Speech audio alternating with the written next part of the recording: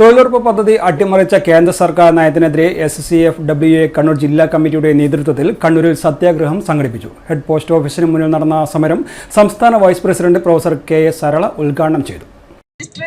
രണ്ടാഴ്ചയ്ക്കുള്ളിൽ ആ തൊഴിൽ കൊടുത്തില്ലെങ്കിൽ അതിന് പിഴപ്പലിശ വരുമെന്ന് നിങ്ങൾക്ക് നിയമം നിഷ്കർഷിക്കുന്നതാണ്. നിങ്ങൾ തൊഴിലില്ലായ്മ വേതനം നിഷ്കർഷിച്ചിരിക്കണം. അങ്ങനെ തൊഴിലിടങ്ങളിൽ തൊഴില് ഉറപ്പ് തൊഴിലാളിക്ക് എന്തെങ്കിലും അപകടം വരികയാണെങ്കിലോ അവർക്ക് സൗജന്യമായി ചികിത്സ കൊടുത്തിരിക്കണം. അവിടെ ആശുപത്രിയിൽ കൊണ്ടുപോകലും എല്ലാ ചിലവുകളും സർക്കാർ വഹിച്ചിരിക്കണം. അതാണ് ആ നിയമത്തിന്റെ ഒരു ഭാഗമായിട്ട് വരുന്നത്. അങ്ങനെ അവരെ രക്ഷിക്കാൻ പറ്റിയില്ലെങ്കിലോ 2 ലക്ഷം രൂപ കുടുംബത്തിന് കൊടുത്തിരിക്കണം എന്നുള്ളതാണ്. അത് വളരെ വിശദമായി വന്നിരിക്കുന്ന അവകാശങ്ങളുടെ ഒരു പെരുമഴ എന്നാണ് അന്ന് UN വിശേഷിപ്പിച്ചത്.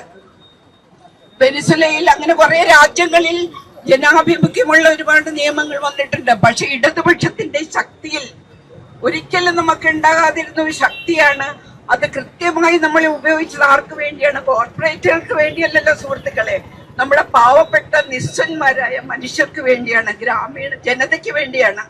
അപ്പൊ അങ്ങനെ വന്ന നിയമമാണ്.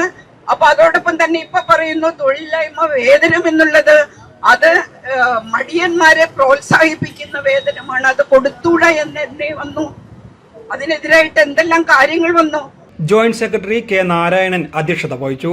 N Balakrishnan, K Leela, AO Prasannan, PC ചാത്തക്കുട്ടി തുടങ്ങിയവർ സംസാരിച്ചു. News desk city news.